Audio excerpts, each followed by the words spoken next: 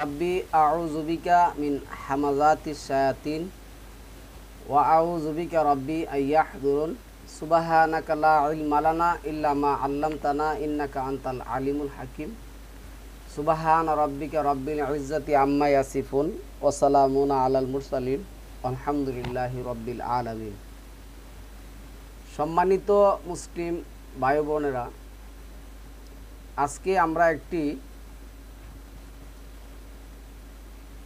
অনেক পুরানো টপিক নিয়ে আলোচনা করব।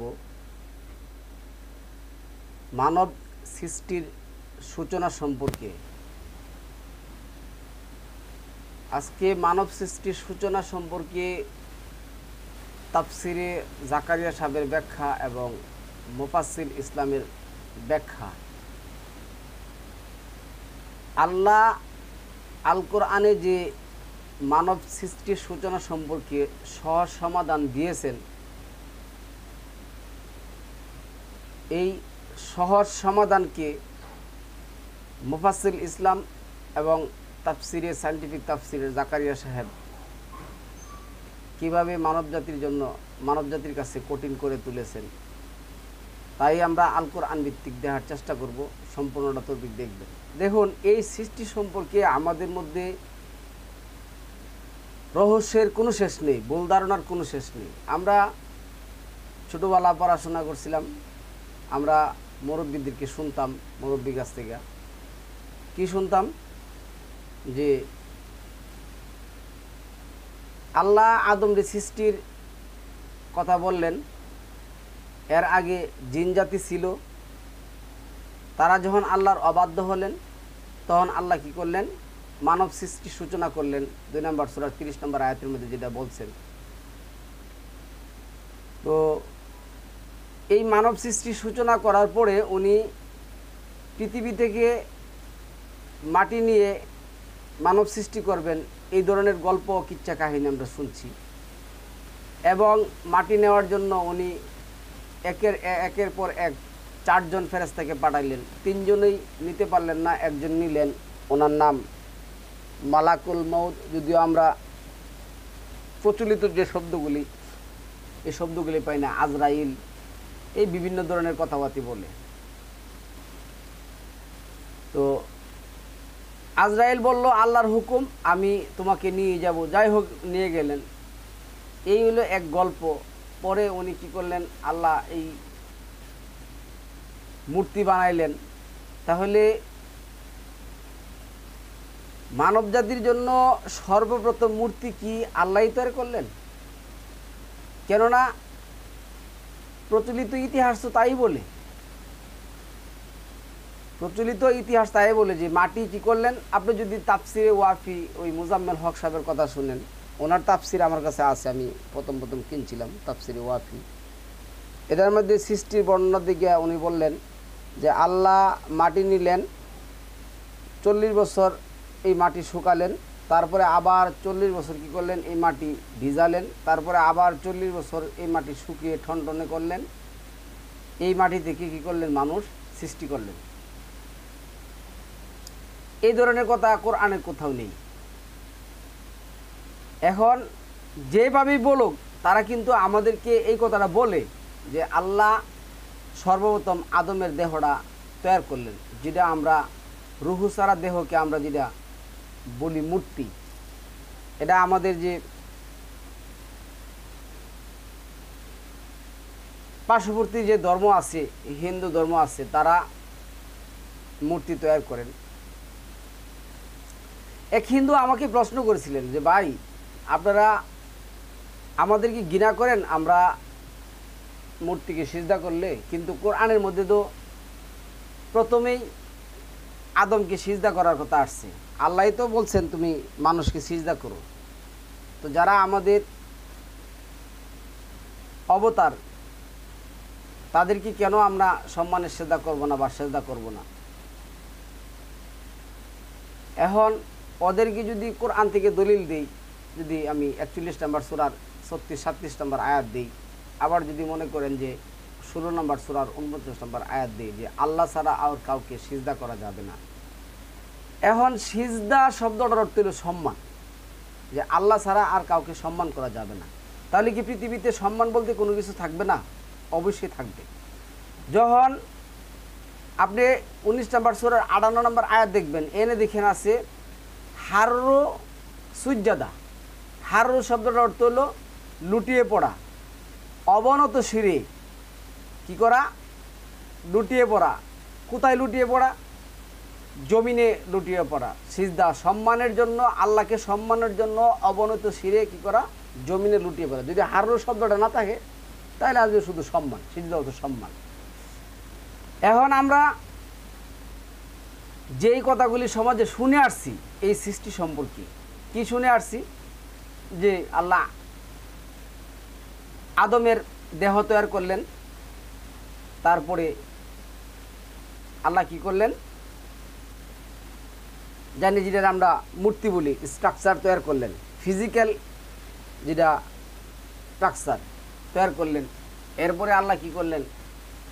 এই এটার মধ্যে রূহ দিলেন, তারপরে এটা নাড়াচাড়া করলো। বিভিন্ন ধরনের কিচ্ছা কাহিনী আমরা শুনে আসছি।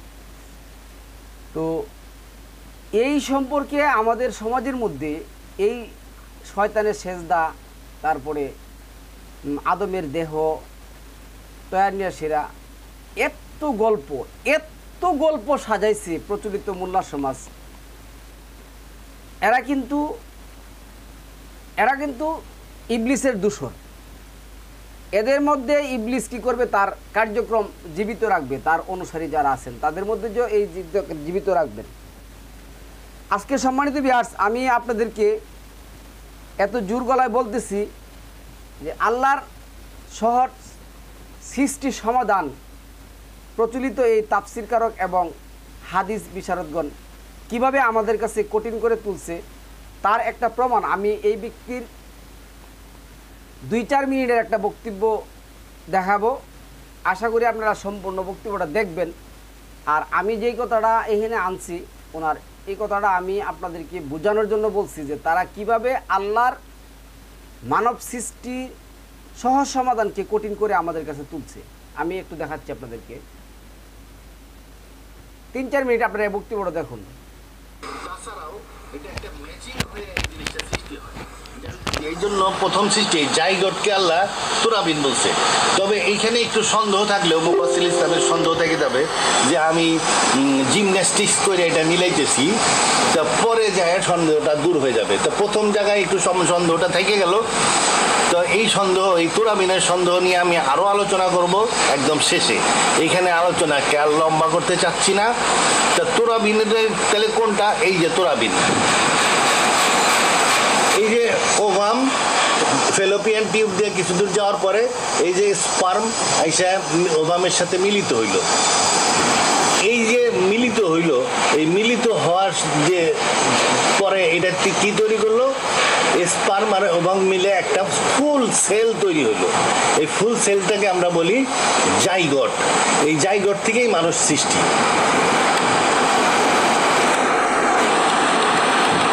সরি, এই যে ওভাম আর স্পাম, ওভাম অ্যান্ড স্পাম মিলিত হয়ে এই যে জাইগট তৈরি হলো। এই জাইগট থেকেই মানুষ সৃষ্টি। এখানে কি হয়? এই যে ওভাম, স্পাম, এই দুইটা মিলার পরে এটা ফিউজ হয়ে গেল। ফিউজ হওয়ার পরে এরা জেনেটিক ম্যাটেরিয়াল ছেড়ে দিল, এর জেনেটিক ম্যাটেরিয়াল ছেড়ে দিল। এই জেনেটিক ম্যাটেরিয়ালে কী করলে? সেন্ট্রিওলগুলো ধরলো। এই যে সেন্ট্রিওলগুলো ধরছে, ধরে এই যে ক্রোমোজোমগুলোকে এক লাইনে সারিবদ্ধ করলো। সারিবদ্ধ করে এই পাশে 23টা, এই পাশে 23টা, এই সারিবদ্ধ করে একটা বিশেষ মুহূর্তে কাট করে মিলাই দিল, তাহলে 23 জোড়া হয়ে গেল। এই 23 জোড়া যখন মিলল তখনই নির্ধারিত হয় যে এই বাচ্চাটার চোখের রং কেমন হবে, চুলের রং কেমন হবে, স্কিন কেমন হবে, অনেক ক্যারেক্টার কোয়ালিটি এই সময়ই নির্ধারণ হয়। এই মিলাই দেওয়ার মুহূর্তে। তা যাই হোক, এই যে 23 জোড়া ক্রোমোজোমের মাধ্যমে জাইগোটটা তৈরি হলো, এই যে ফুল সেল জাইগোট তৈরি করা হলো, এই যে ওয়েল ম্যাচিংয়ের মাধ্যমে ফুলের তোড়ার মতন একটা সাজানো হইলো, এটা ফুলের তোড়ার মতন সাজানো হয়েছে এটাকেই বলা হয়েছে তুরাবিন। প্রথম পর্যায়ে আমি মেন্টাল জিমন্যাস্টিক্স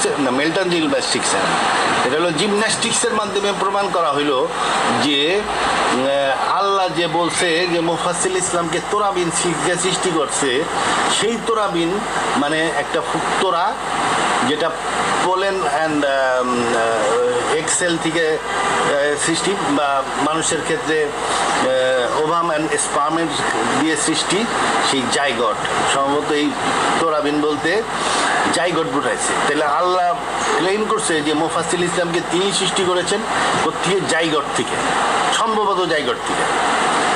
তবে এই বিষয়টা আমি পরে আবার আলোচনা করব ভিডিওর শেষে। এখানে এই আলোচনা এত লম্বা করলে বহুত দর্শক আছে সাইডে দিয়ে অন্য নাচ দেখবার যাবেন। এরপরে কি বললো যে তুরাবিনের পরের স্টেজ হলো ড্রপলেট। এইখানে ক্লিয়ার, ড্রপলেট নুতফাতিন তুরাবিন, তারপরের স্টেজে আল্লাহ বলছে নুতফাতিন। এই যে দেখেন, এই যে স্পাম মিলায় যে জাইগট তৈরি হয়েছে, স্পাম কিন্তু একটাই ঢুকে পারে, এটা ঢোকার পরে এই নিমিষের মধ্যে আসে তো লক্ষ লক্ষ ওভাম স্পাম সাঁতরায় আসে, আসার পরে একটা ঢোকার সাথে নিমিষের মধ্যে এই বডি শক্ত হয়ে যায়। আল্লাহরই কুদরত, শক্ত হয়ে গেলে আর সেকেন্ডটা ঢুকতে পারে না। সেকেন্ডটা যদি ঢুকে যেত তাহলে কিন্তু যমজ বাচ্চা বিকৃতি হয়ে যেত। আচ্ছা যাই হোক, একটাই ঢুকে পারে, জাইগোট তৈরি হয়ে গেল। এই সেল একটা জাইগোট একটা পুরাপুরি ফুল সেল, এই ফুল সেল একটা ভেঙে দুইটা ভেঙে চারটা এরকম ভাবে বাড়তে থাকে। এই যে জাইগোট ডিভাইডিং বাড়তে বাড়তে এই যে অনেক সেল তৈরি হয়, তারপরে এই আকৃতি ধারণ করে, ব্লাস্টোসিস্টের আকৃতি ধারণ করে। ব্লাস্টোসিস্ট কি? একটা সেল ওয়াল। এই সেল তো মাইক্রোস্কোপিক ওয়ান লেয়ার সেল, এটা মাইক্রোস্কোপিক, খুবই পাতলা, এটা খালি চোখে দেখার মতনই না, ভর্তি পানি। এটা দেখলে মনে হবে পানির ফোঁটা, গোল একটা পানির ফোঁটা। আর এইখানে কিছু সেল আছে, জমায়েত থাকে। তাহলে এই ব্লাস্টোসিস্ট এইটা হইলো কি? তাহলে বলতে গেলে এটা ফুল অফ ওয়াটার, এটা পানির ফোঁটা। এই পানির ফোঁটাকে বলা হয়েছে, এই স্টেজকে বলা হয়েছে ড্রপলেট নুতফাতিন।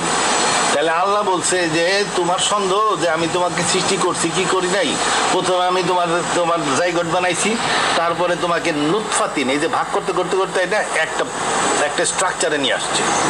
এখানে সেল ডিভিশন হয়েছে, শুধু সেল বাড়ছে, 2টা 4টা 8টা এইভাবে বাড়ছে।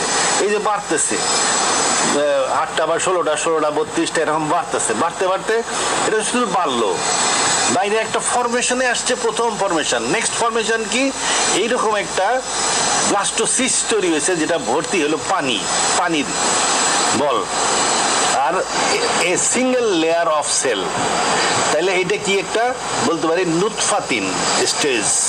তাহলে নেক্সট স্টেজ নুতফাতিন, এটা সাইন্টিফিক্যালি প্রুফ, আল্লাহ বলতেছে প্রুফ, এবং আল্লাহ বলতেছে মুফাসসিল ইসলামের পরবর্তী পর্যায়ে এই তুরাবিন পর্যায় থেকে নেক্সট পর্যায়ে হইতেছে নুতফাতিন। এই নুতফাতিনকে কি করছে আল্লাহ বলছে যে তাকে আমি সুরক্ষিত, এটা তো পানির ফোঁটা, চাপ লাগলে যাবো ফাইটে, কারণ এটা সিঙ্গেল লেয়ার সেল এর মাধ্যমে এই ব্যাগটা তৈরি, এর মধ্যে ভর্তি পানি, চাপ লাগলে ফাইটে যাবে। এই জন্য কি এই যে চলতেছে ফেলোপিয়ান টিউব দিয়ে চলতেছে আর ডিভাইড হইতে হইতে যখন নাকি নুতফাতিন তৈরি হয়ে গেল, ততক্ষণে সেই ইউটেরাসের মধ্যে যায় আশ্রয় পেয়ে গেল। এই ইউটেরিয়াসটা এর ওয়ালটা শক্ত, হাড্ডির কচকচ হাড্ডির মতন, যার ফলে এটা কি নিরাপদ জায়গা। তাহলে নিরাপদ জায়গায় আশ্রয় দিয়ে দিল এই নুতফাতিনকে। তাহলে আল্লাহ মুফাসসিল ইসলামের সৃষ্টির ইতিহাস, first stage formation of zygote, second stage formation of নুতফাতিন সঠিকভাবে বলছে। আল্লাহর ক্লেম মানি ব্যাগে কত টাকা আছে প্রায় মিলে যাইতেছি। আচ্ছা, তারপরের স্টেজ কি? এই যে নুতফাতিন, এই দেখেন এটা হলো একটা সেল লেয়ার, এখানে কিছু ইনার সেল মাস আছে আর বাকি পুরাটাই হতেছে পানি, ফ্লুইড ক্যাভিটি, পানি। তাহলে এটাকে নুতফাতিনই বলা উচিত। এই নুতফাতিন কি হলো, প্রোটেক্টেড জায়গায় আল্লাহ ঢুকাই দিল, মানে ইউটেরাসের মধ্যে আশ্রয় দিয়ে দিল, আইসা হাজির হয়েছে। আচ্ছা, এবার এটা উল্টা দিকে গেল না কেন? উল্টা দিকে যায় না, এটাইও আল্লাহর কুদরত, সে এখানে এসে আশ্রয় দিচ্ছে। উল্টা দিকে তো যাইতে পারতো, কি বুদ্ধি আছে নাকি, মাথা আছে, ব্রেন আছে যে কোন দিকে চলতে হবে, যা ঠিক মতনই আল্লাহ তাকে তাহলে ঠিক জায়গায় নিয়ে আশ্রয় দিছে, যে যেন ফাইটে না যায়। এরপরের স্টেজে কি বলতেছে আল্লাহ, এই যে নুতফাতিন, এটার একটা সাইড উপর দিকে উঠে দেখেন আস্তে আস্তে এইরকম একটা ফরমেশন নিচ্ছে। এর পরবর্তী ফরমেশনটা তাহলে কি, জোকের মতন একটা ফরমেশন। এই যে দেন ফ্রম লিচ, তাহলে নুতফাতিনের পরের থেকে আসতেছে আলাকাতিন, লিচ, যোগ পর্যায়ে আসতেছে। তাহলে এই নুতফাতিন কি মোহাম্মদ জানতো? মোহাম্মদ অক্ষর জ্ঞানহীন একটা লোক, যার কাম আছিল, মা আয়সা বলছেন যে সুন্দর মহিলা দেখলে তাড়াতাড়ি উনি সামলাইতেন, যেন বিয়ে না করতে চান। লেখাপড়া উনি কেমনে করে এই স্টেজগুলোতে, উনি কি বৈজ্ঞানিক ছিলেন? আর ওই সময় কি কোনো অনুবীক্ষণ যন্ত্র ছিল? অনুবীক্ষণ যন্ত্র ছিল না। এটা তো এই যে নুতফাতিন স্টেজ, এটা অনুবীক্ষণ যন্ত্র ছাড়া দেখা যায় না। 1400 বছর আগে, ঠিক আছে, মুফাসসির ইসলামের হিসাবে 900 বছর আগে, 900 বছর আগের কোরআনে এই যখন লেখা আছে নুতফাতিন, যেটা নাকি অনুবীক্ষণ ছাড়া দেখা যায় না, আর অনুবীক্ষণ আবিষ্কার হয়েছে তো কয়েকশো বছর আগে, তাহলে অনুবীক্ষণ ছাড়া আল্লাহ মোহাম্মদ দেখবে কেমন? তার মানে এটা আল্লাহ, নুতফাতিনের কথা আল্লাহই বলছে। তারপরে যে লিচ, এই লিচ স্টেজটাও এত ক্ষুদ্র যে এটা অনুবীক্ষণ যন্ত্র ছাড়া দেখা যায় না। এটা এমনি বড় করে ছবি দেখাইছে, কিন্তু অনুবীক্ষণ যন্ত্র ছাড়া এই জিনিস দেখা যায় না, এই লিচ স্টেজ দেখা যায় না। তাহলে এই যে লিচের আকৃতি ধারণ করছে, এটা পুরোপুরি লিচের মতন ব্যবহার, স্বভাব, এভরিথিং। এটা ওই যোগ যেমন গায়ের সাথে ঝুলে থাকে, যোগ যেমন রক্ত চুষা খায়, ঠিক সেম ক্যারেক্টারিস্টিক, সেম এভরিথিং নিয়ে এই জিনিসটা তৈরি। এটা গেলে পিওরলি একটা লিচ, যোগ। তাহলে যোগ স্টেজ আল্লাহ কেমনে বললো? তাহলে আল্লাহ সৃষ্টিকর্তা, আল্লাহই সৃষ্টিকর্তা, উনি এই জন্যই এটা জানেন। এবং পরবর্তী তাহলে ক্লেম মিলে গেল যে নুতফাতিন লিচ, এটাও বৈজ্ঞানিকরা আবিষ্কার করছে। তারপরের স্টেজ কি? তারপরে এসে then out of morsel of flesh, partly form, partly unform, কিছুটা তৈরি হয়েছে, কিছুটা তৈরি হয়নি। তো মুসলিম ভাই বোনেরা, আমি 5-7 মিনিট আপনাদেরকে ওনার গবেষণা দেখাইলাম। এই গবেষণার কিন্তু ওনারও না, উনি কালেকশন করছেন প্রত্যেকে বিভিন্ন ধরনের বৈজ্ঞানিক থিওরি থেকে। এই বৈজ্ঞানিকদের মধ্যে আমরা যতটুকু জানি, অনেকে মুসলিম ছিলেন, অনেকেই মুসলিম ছিলেন না। তাদের থিওরি দিয়া তারা এগুলি লিখছে, এগুলি কোরআনের ভিতরে আয়না ঢোকানো হয়েছে। আপনি কি করতে পারবেন? কোরআনে মাসাল, উদাহরণ ব্যবহার করতে পারবেন। আল্লাহ উদাহরণ করে ব্যবহার করে তো বলছে। যা হোক, আমরা আল্লাহর এই সহজ সৃষ্টিটা দেখি। ওনার বক্তব্যটা দেখানোর কারণ একটাই, ওনাকে ভুল ধরা বা ওনার সাথে শত্রুতামি করা বা নিজেকে জাহির করা কোনো কিছুই না। এটা 11 নম্বর সূরার 88 নম্বর আয়াত আপনি দেখবেন, মাস্তাতা আতু। আমি আপনাদের সামনে প্রকাশ করলাম। আর এই বক্তব্যটা এখানে আনছি এই কারণে যে আমাদের এটা দেখার দরকার আছে। আল কোরআনের বর্ণনা ভঙ্গি না বোঝা এবং মুতাশা বেহাত যে আয়াতগুলি আছে, 3-এর সাথে যেটা আসছে, সম্বন্ধে বাস্তব জ্ঞান স্বল্পতার কারণে মানব সৃষ্টির সূচনা সম্পর্কে অধিকাংশ মুসল্লিগণ বিভ্রান্তিকর ধারণা পোষণ করে থাকে। অথচ মানব সৃষ্টি ও বিবর্তনের ধাপসমূহ এত চমৎকার ও বাস্তবিকভাবে আল কোরআনে বর্ণিত হয়েছে, যা আলোচ্য বিষয় সংশ্লিষ্ট আয়াতগুলো একত্রিত করলে সকলেই এই বাস্তবতাটাকে উপলব্ধি করতে পারবেন ইনশাআল্লাহুল আজিজ। প্রথমে আমরা একটা আয়াত নিয়ে দেখে আসি। এখানে একটা আয়াত আছে, আয়াতটা আমরা যদি এই ৭৬ নম্বর সূরার ১ নম্বর আয়াতটা দেখি, ৭৬-এর ১-এ আসছে, দেখুন এই আয়াতটা কি আসছে দেখাচ্ছি। এই যে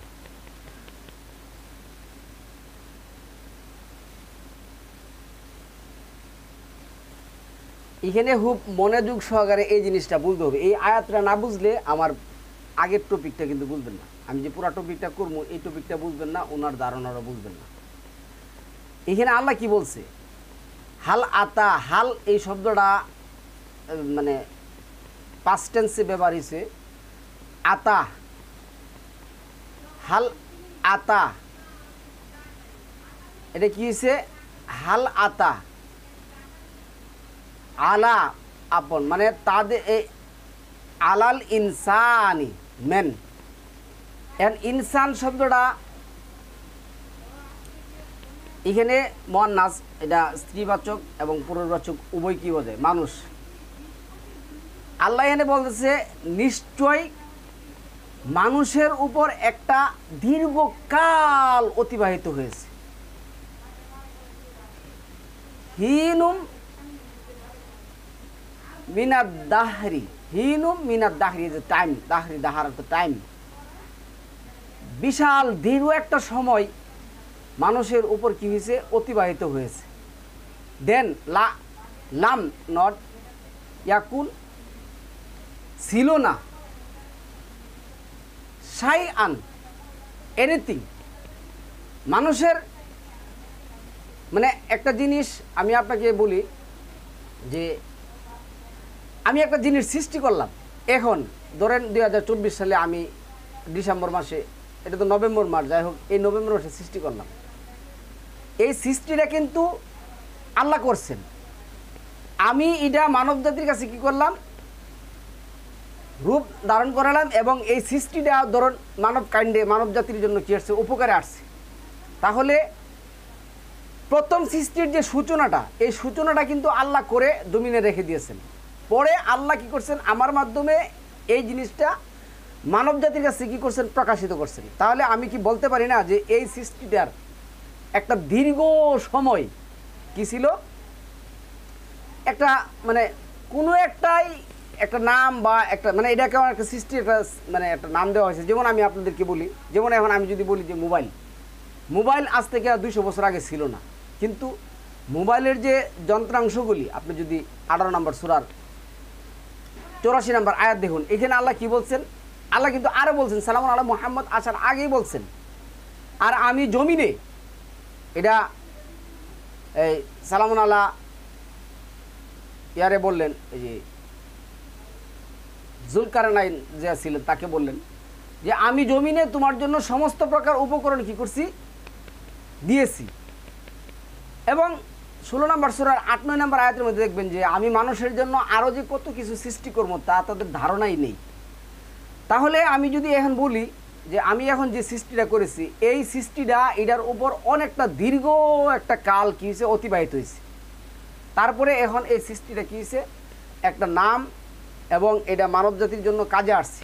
তখন এটা কিন্তু মোবাইল হিসাবে আমার কাছে, আপনার কাছে কী হয়েছে, এখন তো মোবাইল পানিবাদ হয়ে গেছে। তো ঠিক আল্লাহ যে সৃষ্টি করছিলেন তখন কিন্তু এইখানে আল্লাহ এই নামটা ধ্যান নাই, এটা হচ্ছে is there not a period of time when each human is nothing yet, যখন মানব জাতির নাম সম্বন্ধে কোনো কিছুই ছিল না, একটা এই যে আল্লাহ এনে বলছেন মেনশনিং, কোনো কিছু ছিল না, একটা কাল কি করছে, অতিবাহিত হয়েছে। আল্লাহ এটা কিন্তু এনে বলে দিয়েছেন। যাই হোক, তারপরে আল্লাহ এনে যে কথাটা বলছেন যে ইন্না খালাকনাল ইনসানা, ইন্না খালাকনাল ইনসানা, নিশ্চয় আমি মানুষ সৃষ্টি করেছি, মিন ফ্রম নুতফাতিন, এ সিমেন ড্রপ নুতফা আমসাজিন, মিক্সচার। এরপরে আসছে কি নাবতালিহি, নাবতালিহি উই টেস্ট হিম, কি করার জন্য, পরীক্ষা করার জন্য।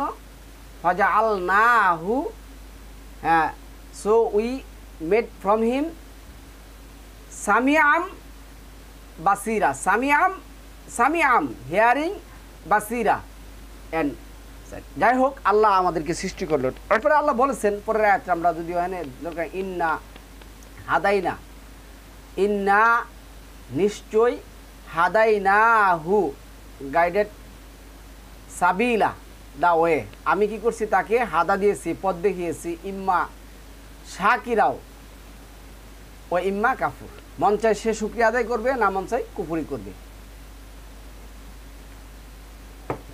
তাহলে সম্মানিত ভিউয়ার্স, আমাদের মূল বক্তব্য যাওয়ার আগে আমরা কি করব, এই আয়াতটাকে প্রাধান্য দেব। এই ৭৬-এর ১ আল্লাহ এখানে বলে দিয়েছেন, তখন মানুষ নাম ছিল না, কিন্তু তাদের উপরে একটা কাল অতিবাহিত হয়ে গেছে। এরপরে আল্লাহ কি করলেন আমরা এটা একটু দেখব। এবং আচ্ছা,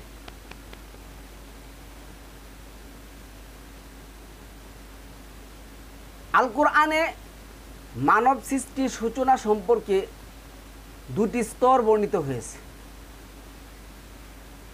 আল্লাহ আল কোরআনে দুইটা স্তর কি করছেন, বর্ণনা করছেন আমাদেরকে, কিভাবে মানুষ আল্লাহ সৃষ্টি করেছেন।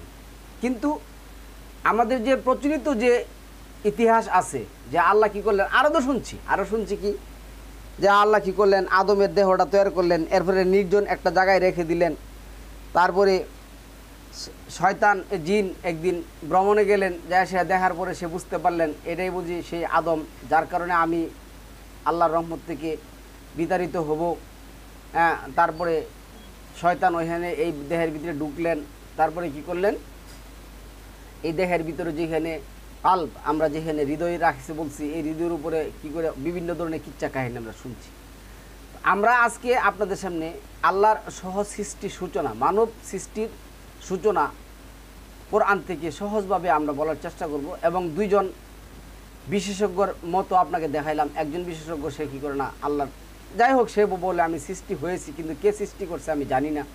আমরা এই ধারণাগুলি আজকে নেওয়ার চেষ্টা করব। আরও আমরা যেটা জানছি যে আল্লাহ আদমরে সে সেজদা করতে বলছেন, এই জিনিসগুলি আমরা শেষে। এখন আসুন আমরা প্রথমে আসি, আল কোরআনে মানব সৃষ্টির সূচনা সম্পর্কে দুটি স্তর বর্ণিত হয়েছে। একটা কি, প্রথম স্তর হল মৃত্তিকা গর্ভের মাধ্যমে, মানে মাটির গর্ভের মাধ্যমে, মাটি থেকে। দুইটা হলো মাটি গর্ভের মাধ্যমে। প্রথম সৃষ্টিটা, মানব সৃষ্টিটা প্রথম করতে হয়েছে মাটি গর্ভ থেকে, দ্বিতীয় সৃষ্টি রয়েছে মাটি গর্ভের মাধ্যমে। যার দলিল, আল্লাহ তোমাদের সৃষ্টি করেছেন মাটি থেকে, অতঃপর বীর্য থেকে। সূরা ফাতিরের 11 নম্বর আয়াত দেখবেন। মহান সৃষ্টিকর্তা পানি ও মাটি মেখে মূর্তি গড়ে মানব সৃষ্টি করেন নাই। মহান সৃষ্টিকর্তা পানি ও মাটি মেখে প্রথম কি করছেন, মূর্তির আকার ধারণ করছেন। এই কথাটা সর্বোচ্চ সৃষ্টিকর্তা সম্পর্কে মিথ্যা। আল্লাহ এই কাজ করেন নাই, বরং সকল জীবন্ত প্রাণীর ব্রণ সৃষ্টি করেছেন। আল্লাহ কি করছেন, ব্রণ সৃষ্টি করেছেন পানি থেকে। এরা কোথায় পাবেন, এই যে 25 নম্বর সূরার, আপনি যদি 52 থেকে 54 পর্যন্ত দেখেন তাহলে এনে পাবেন। আল্লাহ বলছেন যে আমি সব কিছু পানি থেকে সৃষ্টি করেছি। এরপরে আমরা যদি 24 নম্বর সূরার 45 নম্বর আয়াত দেখেন, তাও অনেক অসংখ্য আয়াতের মধ্যে আছে আল্লাহ পানি থেকে সব কিছু সৃষ্টি করেছেন। আচ্ছা, যাই হোক, পানি বরং সকল জীবন্ত প্রাণীর, আপনি ভূপৃষ্ঠে যত প্রাণী দেখুন, সমস্ত প্রাণীর ব্রণ সৃষ্টি করেছেন পানিতে। সেই ব্রণ পানির ধারে সৃষ্ট কাদামাটির সুরঙ্গে বিকাশিত হয়েছে, সেভাবেই যেভাবে মাতৃগর্ভে ব্রণসমূহ স্তরে স্তরে বিকাশিত হয়ে থাকে। এখন আমার ভাই যে স্তর দেখালেন, এই স্তরগুলি কিন্তু তাদের একটা ধারণা থেকে দেখালেন। আল্লাহ এই স্তরগুলি কিভাবে করেন এগুলি আছে 68 নম্বর সূরার মধ্যে, কারারি মাকিম, আমি নিরাপদ আধারে তোমাকে কী করছি। যাই হোক, এক নির্দিষ্ট সময় অবধি সেই বিকাশমান দেহ সংরক্ষণ নরম কাদামাটি গর্ভকে ঠনটনে শুষ্ক করে ডিমের আবরণের মতো মজবুত ও নিরাপদ বলাই পরিণত করা হয়। অতঃপর যথাসময়ে ডিম ফুটে বাচ্চা বের হবার মতোই মৃত্তিকা বরণ ভেদ করে আদম ভূমিষ্ঠ হয়। যার দলিল, আপনি কিন্তু এই কথাটা কিন্তু আপনারা হয়তো নতুন শুনছেন, কেন আমরা সারা জিন্দিগি ভর শুনে আসছি আল্লাহ আদমের কি করছেন, দেহ তৈরি করছেন, তারপরে কি করছেন, এটার মধ্যে রূহ দিছেন। কিন্তু আমি এখানে কি বলতেছি কোরআন থেকে, আপনি একটা ডিম দেখুন, আপনি একটা মুরগির ডিম দেখুন বা একটা যে কোনো একটা ডিম দেখুন, ডিম যখন মুরগি তাপ দেয় তখন দেখা গেছে কি এই ডিম থেকে কি করে আসে, এই বাচ্চাটা বেদ করে বাহির হয়ে আসে। ঠিক আল্লাহ কি করলেন এইখানে আমি আবারও জিনিসটা বলতে, যেভাবে মাতৃ গর্ভে ভ্রূণসমূহ স্তরে স্তরে বিকাশিত হয়ে থাকে এক নির্দিষ্ট সময় অবধি, সেই বিকাশমান দেহা সংরক্ষণের নরম কাদামাটির গর্ভকে ঠনটন শুষ্ক করে ডিমের আবরণের মতো মজবুত ও নিরাপদ বলয়ে পরিণত করা হয়। ওই যে আমরা যেটা বললাম কারারাম্মাকি নিরাপদ আধারে আল্লাহ কী করে, এই নিরাপদ আধারটা হলো ডিম, নিরাপদ আধারটা হলো কি ডিম। তো ওইখান থেকে আমাদের প্রথম সৃষ্টির সূচনাটা যাওয়া হয়েছে। অত্রপর যথাসময়ে ডিম ফুটে বাচ্চা বের হবার মতোই মৃত্তিকা বরণ ভেদ করে আদম ভূপিষ্ঠ হয়। যার দলিল প্রাণবন্ত সকল কিছুর আল্লাহর পানি থেকে সৃষ্টি করেছেন। সূরা আম্বিয়া 30 নম্বর 21 নম্বর সূরার 30 নম্বর আয়াত। আচ্ছা, তিনি দৃশ্য ও অদৃশ্যের জ্ঞানী, পরাক্রমশালী, পরম দয়ালু, যিনি তার প্রত্যেক সৃষ্টিকে সুন্দর করেছেন এবং কাদামাটি থেকে মানব সৃষ্টি সূচনা করেছেন। কাদামাটি থেকে মানব সৃষ্টি সূচনা করেছেন, সাজদা 6-7 নম্বর আয়াত। আমি মানুষকে নরম কাদামাটি থেকে তৈরি বিশুষ্ক ঠনটনে মাটির মাধ্যমে সৃষ্টি করেছি। এটা সূরা হিজরের 26 নম্বর আয়াতের মধ্যে আসছে। তিনি মানুষকে সৃষ্টি করেছেন পুরা মাটির ন্যায় শুষ্ক মৃত্তিকা থেকে। সূরা আর রহমান 14 নম্বর আয়াতের মধ্যে আসছে, তিনি তোমাদেরকে মাটি দ্বারা সৃষ্টি করেছেন, অতঃপর নির্দিষ্ট কাল নির্ধারণ করেছেন, আর অপর নির্দিষ্ট কাল আল্লাহর কাছে আছে, তথাপি তোমরা সন্দেহ করো। তাহলে মুফাসসিল ইসলামের সন্দেহ আর আমাদের যে বাইরের যে বৈজ্ঞানিক যে থিওরি এনে উনি কোরআনে দাঁড় করিয়েছেন, এগুলি মানব থিওরির সিস্টেম। আল্লাহ কি করছেন এটা আল্লাহ ভালো জানেন, আল্লাহ এভাবে কি করেন। আচ্ছা, এরপরে যে কথা আসছে এটা আমের 2 নম্বর আয়াতের মধ্যে পাবেন, আমি তাদেরকে সৃষ্টি করেছি এমন মজবুত করেছি, আমি তাদেরকে সৃষ্টি করেছি এবং মজবুত করেছি তাদের গঠন, আমি যখন ইচ্ছা করব তখন তাদের পরিবর্তে তাদের অনুরূপ সৃষ্টি আনবো। এটা 76 নম্বর সূরার 28 নম্বর আয়াতের মধ্যে দেখবেন। তারপরে যে কথাটা আমি বলবো সম্মানিত ভিউয়ার্স, খুব মনোযোগ দিয়ে আপনাদের এটা বুঝতে হবে। মানুষ যখন একটি পুস্তাতে, আমি এইখানে জিনিসটা একটু উদাহরণের জন্য বলতেছি, মানুষ যখন একটি পুস্তাতে নিজের বায়োডাটা লেখে, যেমন আমরা একটা চাকরি নিলাম বা আমাদের একটা বায়োডাটা লিখবো, কিভাবে লিখবো, তখন নাম, জন্ম, যোগ্যতা, অভিজ্ঞতা সংক্ষেপে বর্ণনা করে, অথচ তাতে 20-30 বছর সময়কালের বিবরণ বর্ণিত থাকে। আমি আজ কি বললাম, ওই যে আয়াতটা 76-এর যে 1, যেমন আমি একটা কথা বলি শুনুন, আমি একটা গ্র্যাজুয়েশন কমপ্লিট করলাম, গ্র্যাজুয়েশনটা কিন্তু আমি কমপ্লিট করছি অন্ততপক্ষে আমার 25 থেকে 28 বছর লেগে গেছে।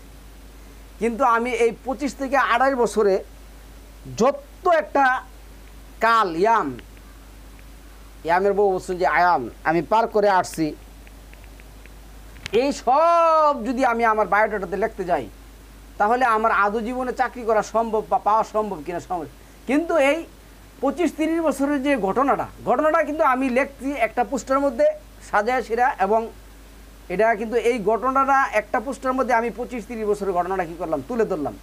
এই ঘটনাটার মাধ্যমে কিন্তু আমি পুরো টাকচারটা, সব 25-30 বছরের পুরো টাকচারটা কী করলাম, আমি তুলে ধরলাম। যেমন আপনি একটা ফিল্ম দেখেন, একটা নাটক দেখেন, তো একটা ফিল্ম একটা নাটক দেখলে দেখবেন যে এই নাটকটার মধ্যে একটা কাহিনী কী করা হয়, তৈরি করা হয়। এই কাহিনীটা দেখবেন যে আপনাকে 30 থেকে 40 অথবা 60 মিনিটের মধ্যে আপনাকে দেখা দেওয়া হচ্ছে, কিন্তু আপনি আপনার পুরা জীবনের মানে পূর্বের সমস্ত জীবনের এই সিনারি কিন্তু আপনার মধ্যে কী করছে, বাইসা উঠছে। তো ঠিক এমনই এই 20 থেকে 30 বছর সময়কালের বিবরণ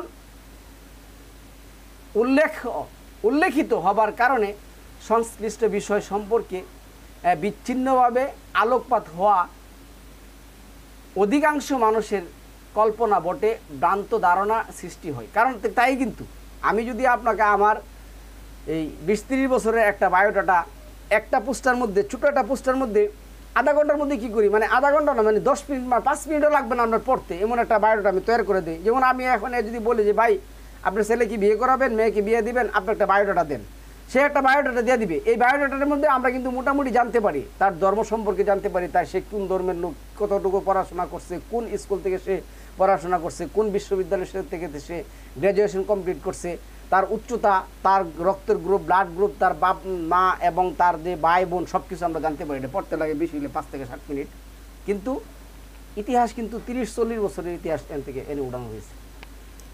তো কোরআনে মহান আল্লাহ হলেন একমাত্র জ্ঞান সৃষ্টিকর্তা। আল্লাহ আমাদেরকে যেটা বলছেন, এই যে 17 নম্বর সূরার 85 নম্বর আয়াতের মধ্যে, অমা উতিতু মিনাল ইলমি ইল্লা কালিল, আমি মানুষকে যে জ্ঞান দিছি তার তুলনা অতি সামান্য। তো এখানে এই যে মানব সৃষ্টির যে ধারাবাহিকতাটা, এই ধারাবাহিকতাটা আল্লাহ কোরআনে কি করছেন, তুলে ধরেছেন। এখন আপনি একটা এবং দুইটা আয়াত দিয়ে যদি মানব সৃষ্টির সূচনাটা বলে দিতে চান, তাহলে কোরআনে যে আল্লাহ যেটা বলছেন যে এই কোরআন আমি বিস্তারিতভাবে ব্যাখ্যা করেছি, তাহলে আপনার কাছে এটা কোনো সম্ভব হবে না। তো আমি আজকে যে কথাটা সম্মানিত ভিউয়ার্স বোঝানোর জন্য আসছি, আমারও এতটুকু জ্ঞান নেই, আমি জানি না আপনাদেরকে কতটুকু এই জিনিসটা বোঝাতে পারবো। কারণ এই সম্পর্কে, আদম সৃষ্টির সম্পর্কে আমাদের মাধ্যমে এত এত মিথ্যা, এত মানে গল্প গুজব সাজানো হয়েছে। মহান আল্লাহ সৃষ্টির সত্যিকার যে সূচনাটা, মানব সৃষ্টির যে সত্যিকার সূচনাটা, এই সূচনাটা ওরা মানব থেকে আউড়ে করে দিছে। তাহলে এখানে আসুন যে এখানে যে কথা আমি বলবো, আলোকপাত করা, এটা আপনার কাছে সৃষ্টি বান্ত হতে পারে। কোরআনের সম্যক জ্ঞান না থাকার কারণে যদি দিন বিধান পালনে এই বিষয়টি গুরুত্বহীন, তবে ভ্রান্তি নিরসনে বাস্তবতার গুরুত্ব অপরিসীম। আপনি করতে পারবেন না। আমাদের সমাজের মধ্যে আপনি যে এই যে প্রচলিত যে ফাজাইলে আমল নিয়ে সেরা বা তাবলিগ জামাত নিয়ে সেরা যে শয়তানগুলি, এগুলি তো আমরা যদি সরাসরি বলবো মনে হয় এদের এই তাবলিগ জামাতের ধর্মটাই আল কোরআন ভিত্তিক অবৈধ।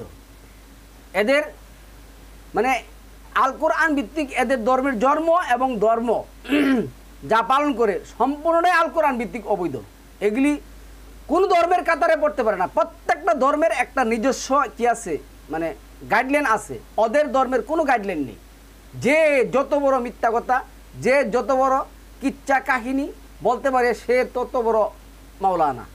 সুতরাং ওই ব্যাপারে আমরা ওইদিকে যাব না।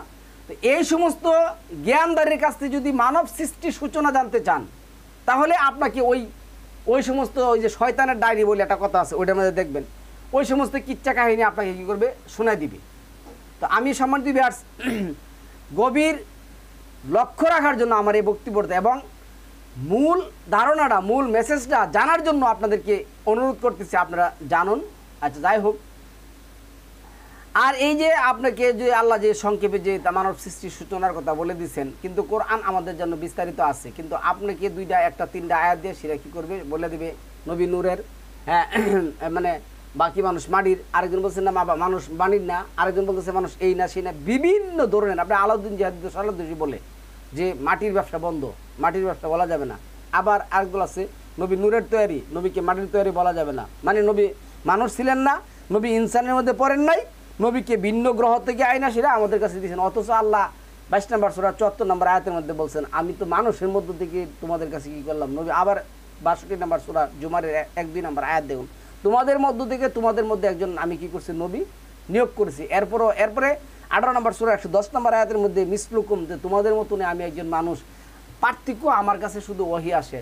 এরপরও এই জাহেলের গোষ্ঠী এগুলি আপনাকে শোনাবে। এই পর্যায়ে মানবাকৃতি বিশিষ্ট যে প্রাণী সৃষ্টি হয়, আল্লাহর এই সৃষ্টির মধ্যে একটা প্রাণী সৃষ্টি করলেন, এটা যেটা আমাদের এখন যে আকৃতি, এই আকৃতি অবয়বে একটা সৃষ্টি আল্লাহ কী করলেন সেই জাতটিকে পবিত্র আল কোরআনে আদমজাত বলে সম্বোধন করা হয়েছে।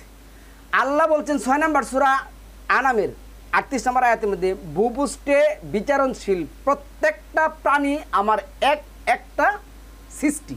তাহলে প্রত্যেকটা প্রাণীর সৃষ্টির সাথে মানবও একটা সৃষ্টি, আর এই সৃষ্টিটা কি করলেন মানব আকৃতিতে দাঁড় করালেন। কিন্তু তখন তাদের নাম ইনসান ছিল না, তাদের উপরে একটা কাল অতিবাহিত হয়ে গেছে, কিন্তু তারা ইনসান ছিল না, যা তখন ইনসানের অন্তর্গত ছিল না, বরং অন্যান্য প্রাণীকুলের মতোই নিছক একটি নফস বিশিষ্ট প্রাণী ছিল। আমাদের সমাজের মধ্যে অনেক ধরনের প্রাণী আমরা দেখি, কিন্তু একটা নাম দেখবেন যে আপনার বাংলাদেশে একটা প্রাণীর নাম এই বলছে, কিন্তু আবার যে আফ্রিকা যান বা অন্যান্য লন্ডন যান বা অন্যান্য যান দেখবেন যে এই প্রাণীরা, বা একটা মাছ আসা বানাইছেন কিন্তু দেখবেন যে অন্যান্য গেলে এই মাছটার নাম আবার আরেক ধরনের হয়ে গেছে। কিন্তু আমি বলতেছি আল্লাহর সকল সৃষ্টি একই পদ্ধতিতে হয়েছে, কিন্তু আল্লাহ আদমের মূর্তি পানি এবং মাটি দিয়ে কি করেন নাই, তৈরি করেন নাই। যদি আদমের মূর্তি পানি এবং মাটি দিয়ে তৈরি করেন, তাহলে আমাদের সমাজে যারা হিন্দু আছে তাদের ধারণা কিন্তু, তাদের কথা কিন্তু একবারে সঠিক। কেননা আল্লাহ কি করছেন, মানব আকৃতি কি করছেন, সৃষ্টি করছেন। এরপরে আল্লাহ কি করছেন, ফেরেশতাদেরকে এবং আপনার এই মানে জিন জাতিদেরকে বলছেন তোমরা সিজদা করো। তাহলে তো সে বলবে আল্লাহ তো এই সিজদার সূচনা কি করছেন, প্রথম থেকে শুরু করছেন, এবং মূর্তি তো আল্লাহ বানালেন।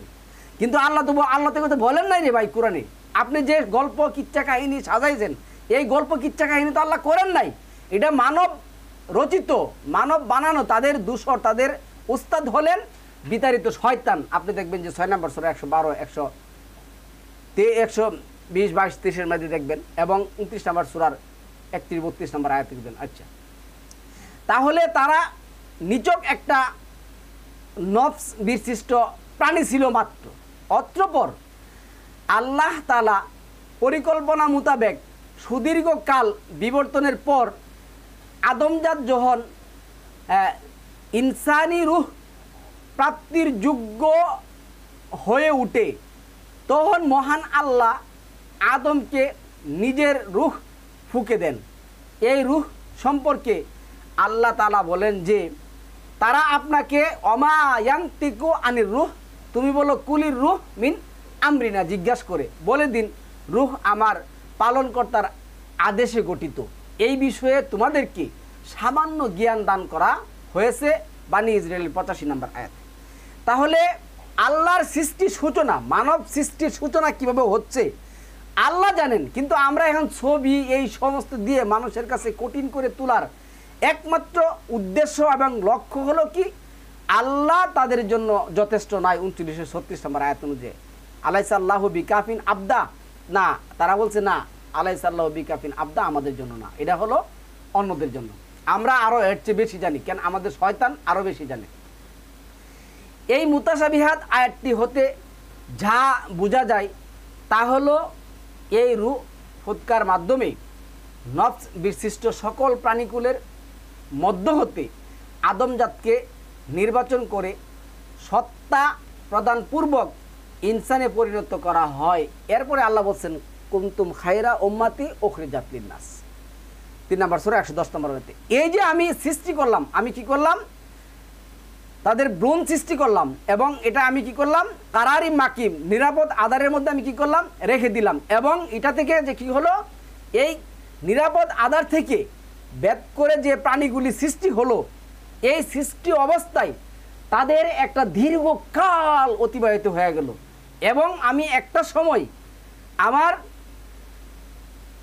আল্লাহ যেটা বলতেছেন আমার জ্ঞানের মাধ্যমে আমি একটা সময় কি করলাম, এই ইনসান নাম বিশিষ্ট নাম বিশিষ্ট সকল প্রাণীকুলের মাধ্যমে আদমজাত নির্বাচন করলাম। এই যে আদমজাত সত্তা আমি কি করলাম, ইনসানে পরিণত হয়, যার ফলে সেই সত্তা তার বাহন ও তথ্য নফস ও দেহাবয়বকে নিয়ন্ত্রণ করবার ও কৃতজ্ঞ কিংবা অকৃতজ্ঞ হবার সক্ষমতা অর্জন করে।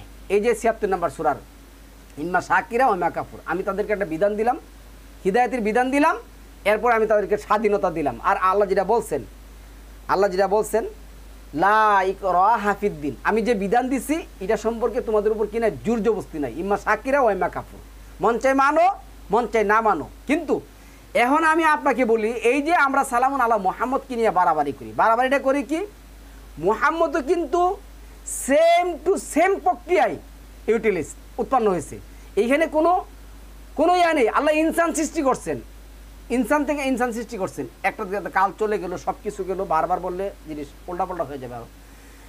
এরপরে আল্লাহ কি করলেন, এখন আমি আপনাকে বলি এই সৃষ্টি কখনো বিধান দিতে পারে না। আজকা প্রচলিত মোল্লাদের কাছে যান, যাইলে বলবে যে সালামুন আলা মুহাম্মদ বলছে, সালামুন আলা মুহাম্মদ বলছে, সালামুন আলা মুহাম্মদ বলছে, সালামুন আলা মুহাম্মদ করছে। এক দ্বিতীয়টা, আপনি যদি মনে করেন যে বর্তমান যে খ্রিস্টান আছে তাদের কাছে যান, তারা বলবে যে সালাম, মানে তারা তো আর মুহাম্মদ বলবে, মেসেঞ্জার বলবে না, তারা সরাসরি বলবে যে আল্লাহর পুত্র, আল্লাহর পুত্র এটা করেছেন, আল্লাহর পুত্র আমাদের জন্য কি করছেন, শুলে চড়েছেন। হ্যাঁ, আমরা এখন যা করি যেটাই করব, যেমনি চলবো, আমাদের পাপের জন্য উনি তো কি করছেন, আত্মসমর্পণ, মানে শুলে ক্রুসিফাইড হয়েছেনই, সুতরাং আমাদের এখন কোনো সমস্যা নেই। আবার আপনি যদি অন্যান্য ধর্মগুলি যান, তারা সৃষ্টিকর্তা সৌরভ দাঁড় করে সেরা তাদেরকে সৃষ্টিকর্তা মানতেছে, এবং যে তারা নিজেরা নাম দিয়েছে অবতার, এই সেই বিভিন্ন ধরনের নাম টান দিয়েছিল, যে আমাদের মধ্যে হিন্দু ভাইটা যারা আছেন তারাও দেখা গেছে কি এই ধরনের কোনো কিছু সৃষ্টি করে। এই ধারণা আপনি যদি গসপেল অফ, মানে আপনি যদি বেদের ইয়া পড়েন, মূল বেদ যে আমার কাছে এই ওই বেদের ইয়া থেকে যদি পারি, একদিন আপনাদেরকে বলবো সৃষ্টির সূচনা সম্পর্কে, বেদের সৃষ্টির সূচনা সম্পর্কে কীভাবে আসছে, মানব সৃষ্টির সূচনা সম্পর্কে যদি মনে থাকে একদিন, বা যদি কেউ কমেন্টস করে মনে করে দেন, আমি অবশ্যই ইনশাল্লাহ ওই দিন বলার চেষ্টা করবো। যা হোক, এখন আমি আপনাদেরকে বলি, এই যে আল্লাহর যে সৃষ্টি, অবশ্যই মানুষের উপর এমন কিছু কালগত হয়েছে, এই যে আমি কথাটা আসছি, অবশ্যই মানুষের উপর এমন কিছু কালগত হয়েছে যখন সে উল্লেখযোগ্য কিছুই ছিল না। অতঃপর আমি মানব সৃষ্টি করেছি মিশ্রিত শুক্রবিন্দু থেকে পরীক্ষা করা নিমিত্তে, এবং তাকে করেছি শ্রবণ ও দৃষ্টিশক্তি সম্পন্ন। আমি তাকে পথ প্রদান করেছি, এখন সে হয় কৃতজ্ঞ, হয় না হয় সে কি করবে, অতিগ্রহ হবে। এটা এই যে ৭৬ নম্বর সূরার ১ থেকে ৩ নম্বর আয়াতের মধ্যে আপনি পড়ুন, তাহলে দেখবেন যেটা। এরপরে এই মানুষে আল্লাহ কি করছেন, যেহেতু সকল সৃষ্টি স্বেচ্ছায় অনিচ্ছায় মহান আল্লাহর বাধ্যগত, এবং সেই সমস্তর তদারকি করে ফেরেশতাগণ, সেহেতু মানব জাতি বাধ্য বা অবাধ্য হবার সক্ষমতা প্রদত্ত হলেও দায়িত্বরত ফেরেশতাগণের কারণ অবাধ্যতায় মানুষ লিপ্ত হতে পারত না। এখানে আমরা ৪০ নম্বর সূরার ৬ থেকে ৮ নম্বর আয়াত দেখুন। আবার যদি আপনি ওইটা দেখুন, এই যে ৮৩ নম্বর আয়াত, ৩ নম্বর সূরা ৮৩ নম্বর আয়াত, হ্যাঁ, ইচ্ছায় এবং অনিচ্ছায় আল্লাহর কি করতে হবে, আল্লাহর আনুগত্য করতে হবে। তারপরে আসে এখানে যে কথাটা আসছে দেখুন, আর আপনার পালনকর্তা যখন ফেরেশতাদেরকে বললেন, আমি কর্দম থেকে মাটি থেকে তৈরি বিশুষ্ক ঠনঠনে মাটির মাধ্যমে একটি জাতি সৃষ্টি করব, অতঃপর যখন বিকাশিত পূর্বক তাতে আমার রূহ থেকে ফু দেব, তখন তোমরা তার বাধ্যগত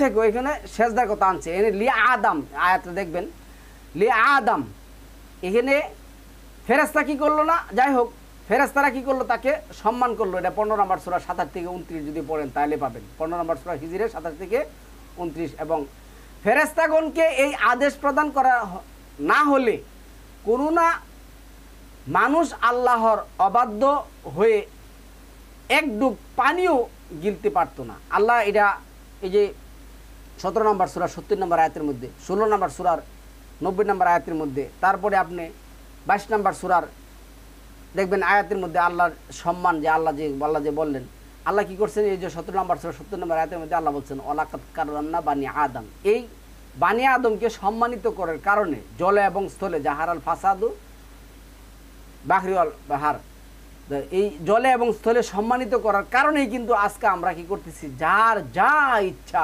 বলতেছি, যার যা ইচ্ছা তা করতেছি, যার যেভাবে যেটা করার করতে। অতঃপর সর্বপ্রথম মানবিক সত্তা বিশিষ্ট আদমকে নবুয়তের মর্যাদা প্রদান পূর্বক প্রয়োজনীয় সকল কিছুর জ্ঞান দান করা হয়। আল্লাহ এই কাজটা করলেন। এটা 2 নম্বর সূরার 31 নম্বর আয়াতের মধ্যে আসছে, আদমকে আল্লাহ কী করছেন, সব কিছু শিক্ষা দিয়েছেন এবং তাকে তার সঙ্গী সহ সুমিষ্ট পানীয় ও পর্যাপ্ত ফুলমল বিশিষ্ট একটি বাগানে বাস করতে বলা হয়। সে সাথে পরীক্ষামূলক তার প্রতিটি একটি বিশেষ শর্তারোপ করা হয়। তার প্রতি কী করা হয়, একটি বিশেষ শর্তারোপ করা হয়। কি করা হয়, এটা বাগান, আমরা যে জান্নাত শুনতেছি, এইখানে এক বিশাল এক মুসলিমদের মধ্যে ভুল ধারণা। কি ধারণা দেখুন, এবং আমি আদমকে হুকুম করলাম যে তুমি ও তোমার সঙ্গী বাগানে বসবাস করো এবং ওখানে যা ইচ্ছা, যত ইচ্ছা পরিতৃপ্তি সহ পানাহার করো, কিন্তু এই বৃক্ষের নিকটবর্তী হয়েও না। লা হাযিহি শাজারা ফাতাকুনা মিনাজ জালিমিন, 2 নম্বর সূরার যে 35 নম্বর আয়াত, অন্যথায় জালিমদের অন্তর্ভুক্ত হয়ে যাবে। 2-35 সেই কথাটা পাবেন। আচ্ছা, উক্ত বাগান বা জান্নাত জমিনের অংশ, কিন্তু আমরা এতদিন শুনে আনছি আল্লাহ কি করছেন, দুনিয়া থেকে মাটি নিছেন, মাটি নিয়ে সেটা আসমান এটা তৈরি করছেন। তৈরি করার পরে আল্লাহ কি করছেন, আদমের দেহে রূহ দিছেন, ফু দিছেন, কত কিচ্ছা কাহিনী করছেন। করার পরে কি করছেন আল্লাহ বলছেন, মানে আমরা 4 নম্বর সূরা নিসার 1 নম্বর আয়াত দেখবেন, এনে কি করছেন। তো এই করছেন, করার পরে আদমকে কিছু ঘুমাইছে, ঘুমানোর পরে আল্লাহ কি করছেন, আদমের শরীর থেকে নিয়ে আসে হাওয়ার এসেছে, মানে হাওয়া শব্দটা করে নেই, ওনারে তার সঙ্গিনী সৃষ্টি করছেন। বিভিন্ন ধরনের কিচ্ছা কাহিনী আছে। এরপরে আদম ঘুমাইছেন, তার কাছ থেকে প্রয়োজনীয় জিনিসগুলি নিয়ে সেরা হাওয়ারে সৃষ্টি করেছেন, যা একেবারে মিথ্যা কথা, একেবারে টোটালি মিথ্যা কথা। এটা তাফসিরে ওয়াফি পাবেন, আগের তাফসিরগুলিতে পাবেনি। আর কথাই তো আছে, আগের নাঙ্গল যেভাবে যায় পিছের নাঙ্গল ওইভাবে যায়। আচ্ছা, আমি আবারও জিনিসটা পড়ছি, উক্ত বাগান বা জান্নাত জমিনের অংশ, কারণ প্রতিদানের পুরস্কার স্থল জান্নাতে না কোনো নিষেধাজ্ঞা রবে আর না কোনো নিষিদ্ধ কর্মের জন্য অনুশোচনা হবে। মানে প্রতিদানের যে জায়গাটা, এই জায়গার মধ্যে কি করবেন আল্লাহ, এই জায়গার মধ্যে আল্লাহ কোনো বিচার কাজ বা তার কোন সংসদ, আল্লাহর যে সংসদ করবেন আমরা যেটা জানি, আল্লাহ 29 নম্বর সূরার আপনি যদি 65 নম্বর আয়াত থেকে যদি একেবারে 75 নম্বর আয়াত বলে দেন, এনে আল্লাহ যেটা করছেন, আল্লাহ যে বিচার কাজ ফয়সালা করবেন, তো এইখানে আল্লাহ কি বলবেন, আল্লাহ বলছেন যে আল্লাহ ওনার হাতে কি করবেন, আসমান এবং জমিন কি করবেন, গুড়াইয়ে নেবেন, নতুন অনফি হাফিজ সুর, নতুন সব কিছু কী করবেন, সৃষ্টি করবেন। এই জায়গায় আল্লাহ কী করবেন, তৈরি করবেন। কিন্তু ওই যে জান্নাত এবং জাহান্নাম,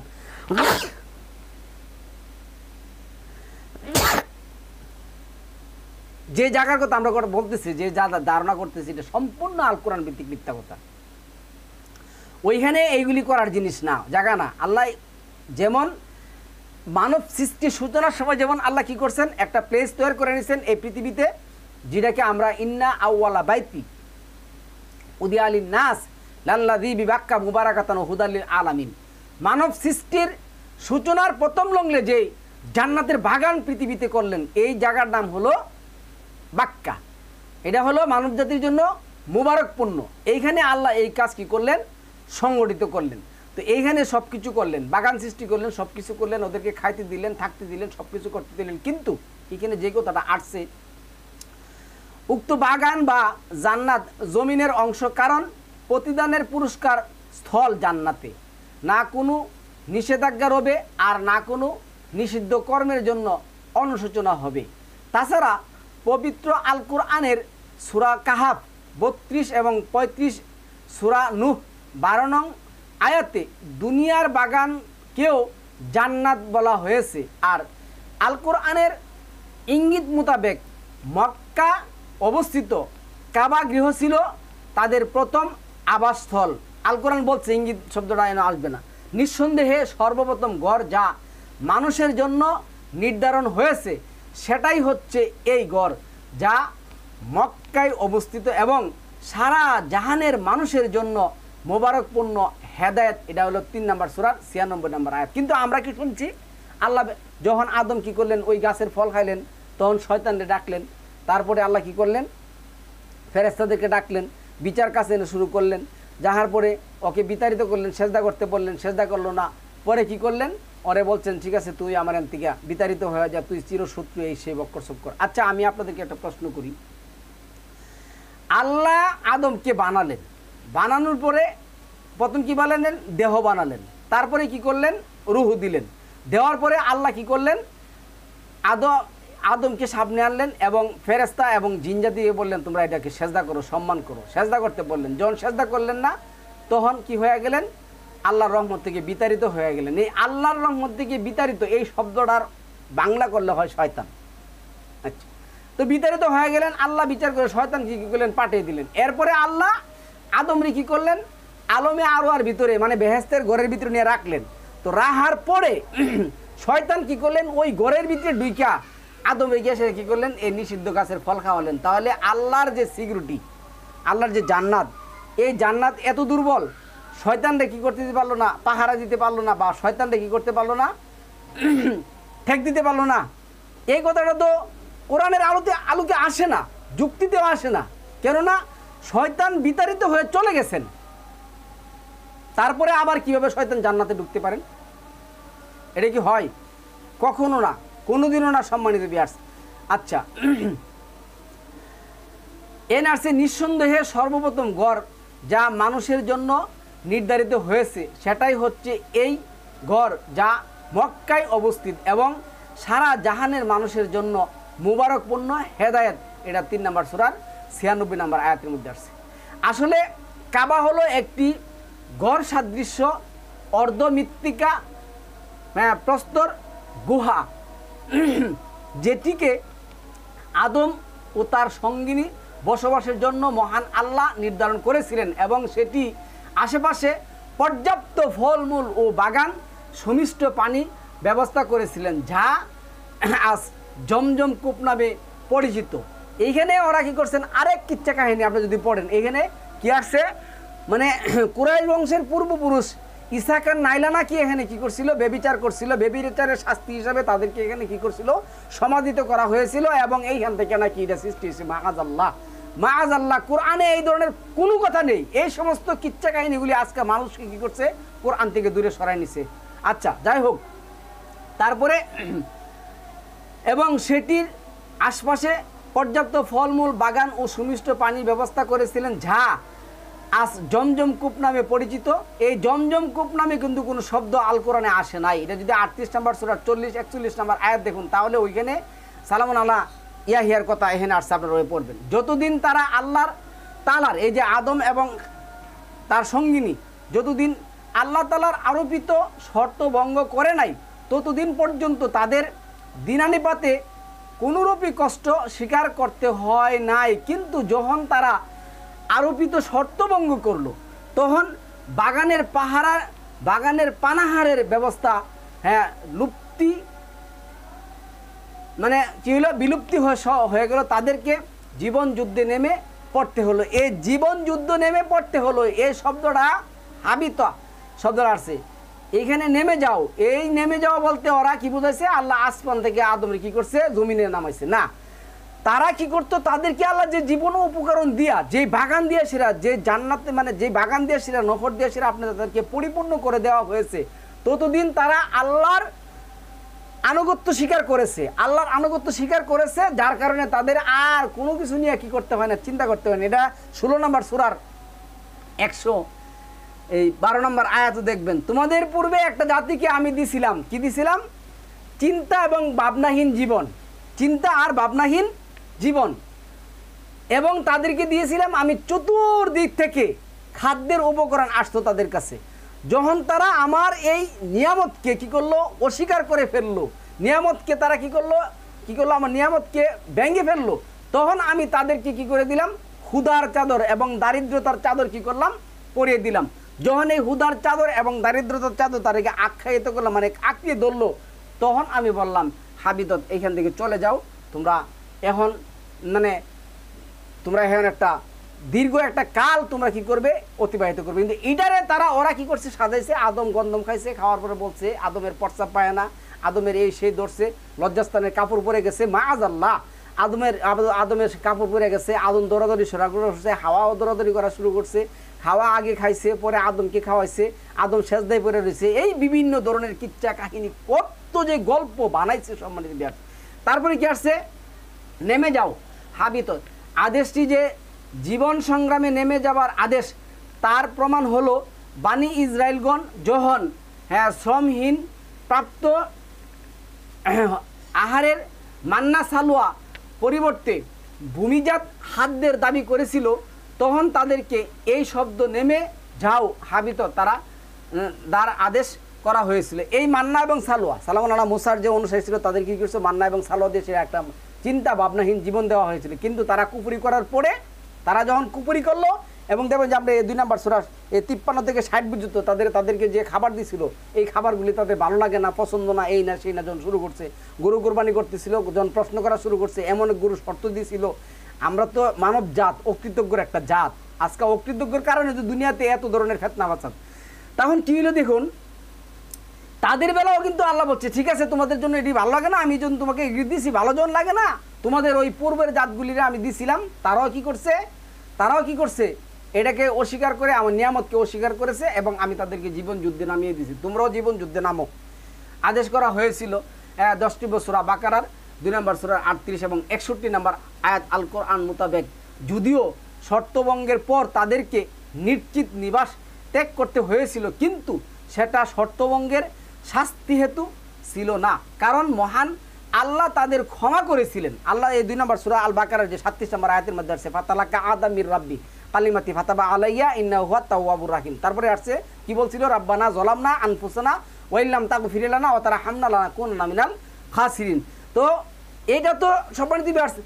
এখন আমাদের সমাজের মধ্যে যে কথা আছে যে আদম কি করছেন, ফালানো হয়েছে, 300 বছর কান্নাকাটি করছে, আদমের এই কান্নাকাটির কারণে ঝর্ণা সৃষ্টি হয়েছে, হাওয়ারে ফালাইছে এক কানে, আদমের ফালাইছে এক কানে, দুইজনে দুই মানে ইয়াতে ছিলেন, এই বিভিন্ন ধরনের কিচ্ছা কাহিনী ওরা কি করছে, তৈরি করছে।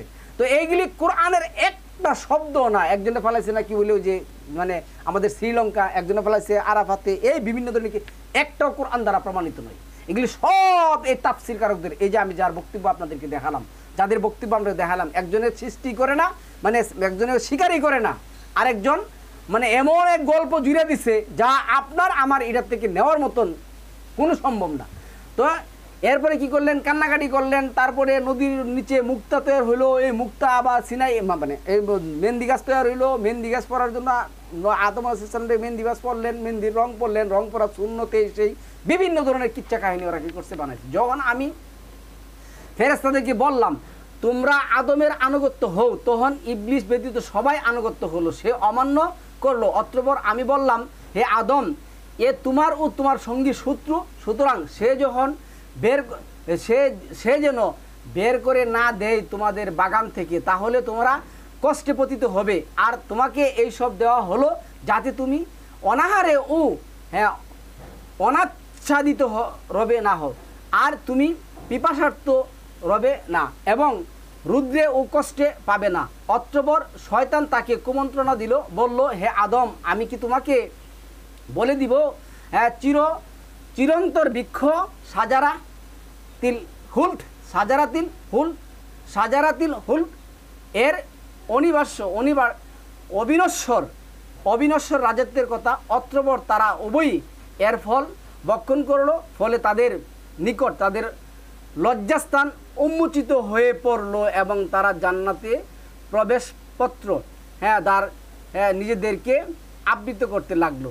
আদম তার পালনকর্তার অবাধ্যতায় প্রতারিত হলো, এরপর তার পালনকর্তা তার তওবা গ্রহণ করলেন, তাকে ক্ষমা করলেন একে অপরের শত্রু হিসাবে।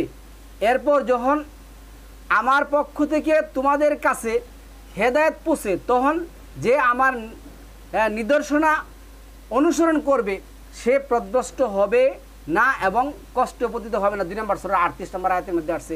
আবার সূরা তোহার 115 130 নম্বর আয়াত পর্যন্ত। তো এইখানে যে জিনিসটা আসছে, দেখুন আমি যেটা বলবো, আমি আপনাদেরকে যে জিনিসটা বলার জন্য সম্মানিত আসছি, এইখানে কি আসছে, যখন ফল খাইলেন তখন তাদের কি করে, তাদের শরীর থেকে লজ্জার পোশাক কি করলো, পড়ে গেল, তারা অবস্ত্র হয়ে গেল।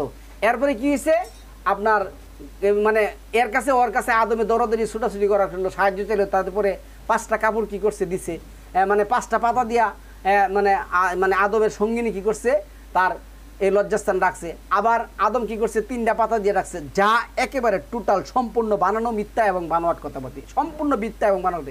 এইখানে আল্লাহ কি করলেন, যখন তারা এই কাজ করলো, আল্লাহর অবাধ্য হয়ে সেরা শয়তানের প্রলোচনায় পড়ে এই গাছের এই বৃক্ষের ফল খাইলেন। এই বৃক্ষের ফল খাওয়ার মাধ্যমে তাদের মাধ্যমে কি হলো, আলোচ্য আয়াতসমূহে আরোপিত শর্ত ও শর্তভঙ্গের বিষয়টি হালেক ও মালেকের মধ্যকার শালীনতা বজায় রেখে মুতাশাবিহাতের মাধ্যমে ব্যক্ত করে দেওয়া হয়েছে।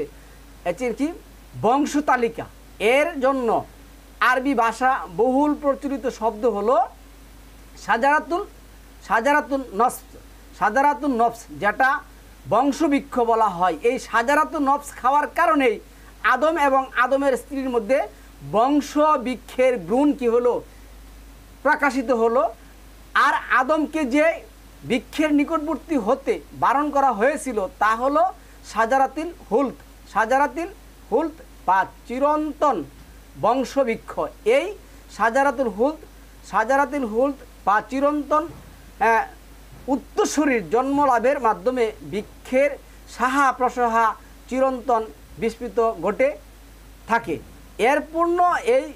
এর পূর্বে লজ্জাস্থান সম্পর্কে তাদের বিশেষ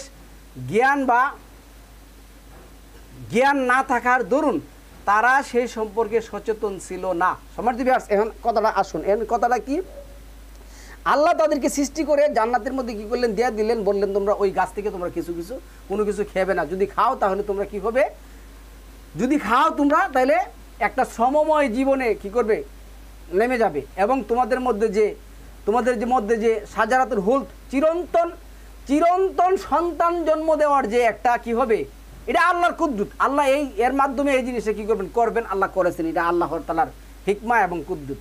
তো এখন যখন আদম এই জিনিসটা খাইলেন, খাওয়ার পূর্বে কি হয়েছিল, আদম এবং হাওয়ার মধ্যে এই ধরনের কোনো অনুভূতি তাদের মধ্যে ছিল না। তারা লজ্জাস্থান বলতে কোনো কিছু জানতো না এবং চিনতো না, বুঝতো না। এইভাবে তাদের একটা বহু কাল অতিক্রান্ত হয়ে গেছে। যখন আল্লাহর অবাধ্য হয়ে শয়তানের প্ররোচনায় পড়ে তারা কি করলেন, এই গন্ধম খেলেন, তখন এই যে সাজারাতুল হুলত, যে চিরন্তন জন্মের বৃক্ষের গাছ থেকে ফল খেলেন, তাদের মধ্যে এই জিনিসটা প্রকাশিত হলো। তখন তাদের কি হলো, লজ্জাস্থান তাদের মধ্যে প্রকাশিত হলো। আর এই কথাটারে প্রচলিত আলেম এবং মোল্লা সমাজ এবং বয়াতি সমাজ বানাইল কি, আদম যখন আল্লাহর নিষিদ্ধ গাছের ফল খাইলেন তখনই তাদের কাছ থেকে বেহেশতের পোশাক পরে গেল। পরে যাওয়ার পরে তারা উলঙ্গ হয়ে গেলেন আর দৌড়াদৌড়ি ছুটাছুটি করতে লাগলেন। তারপরে কি করলেন, কেউ তাদেরকে আশ্রয় প্রশ্রয় দিলেন না, চন্দন গাছ তাদেরকে আশ্রয় এবং প্রশ্রয় দিলেন। এই চন্দন গাছের এই নাম দিয়া, চন্দন গাছের কেজি অন কত টাকা আমি নিজেও জানি না কত টাকা। এখন এক পার্টি আছে তাদের এই দেহ পোড়া দিয়ে চন্দন গাছ দিয়া, আরেক পার্টি আছে মাটি দিয়ে।